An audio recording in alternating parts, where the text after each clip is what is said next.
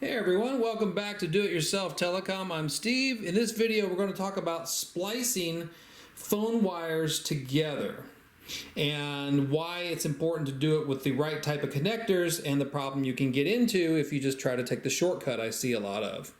All right, so the right way to take, say for instance, this set of phone wires here and to splice it onto another set of phone wires is to use these little gizmos here. These are little splicer connectors. These right here are referred to as Redheads. The more formal name, I think, is 3M connectors or Scotch locks. What it is just a plastic piece with some silicone gel inside of it. It's got 3 slots on the inside that are entered from the bottom. And then this red cap actually smashes down onto the wires inside to make the connection, and then that gel keeps them from oxidizing, keeps them protected from the air. Now, this other thing right here, these little guys, which do the same thing but kind of in a different way, they're B connectors, sometimes called dolphin connectors, but without trying to be too silly, I'm going to be honest with you, these are sometimes referred to as rat rubbers. So if you look at one for a few minutes, you might figure out why they're referred to in the slang as rat rubbers. Okay, so what I see a lot of, which drives me crazy, and what you should not do, is a lot of your do-it-yourselfers will take and strip the plastic jacket or the rubber jacket off the wires, for the phone wires, and then they'll twist them together like this, and then they'll put some electrical tape on it, and they'll call it done. And that does work for a little bit. What happens is it eventually comes back to haunt you and actually ends up putting money in pockets of people like me because we come out for the repair.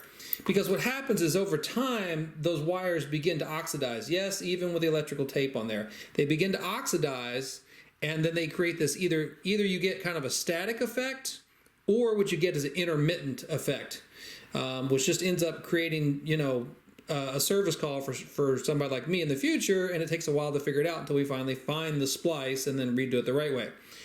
Okay, now, the right way. Imagine this is my wire that's got my dial tone on it, on the red and green pair. All right, if there's any questions about what I'm referring to in terms of phone wiring, you can look at my other video. There's a little pop-up link here for you that talks about home phone wiring. Anyway, I'm going to take my red and green pair. I want to splice it on another cable to continue the dial tone onto the blue and white pair. So what I do is I'm going to start with a redhead.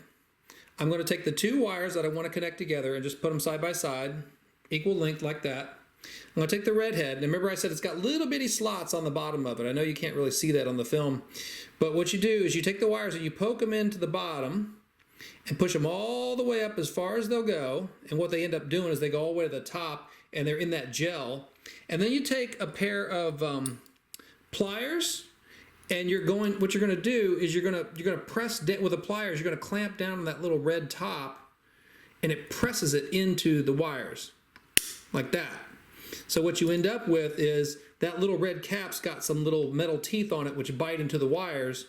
And there's even a 3rd slot there, so if I needed to do a 3-way splice, I could do a 3-way splice too. All right, so that's using a redhead, which is actually my favorite and preferred, but they are a little more expensive.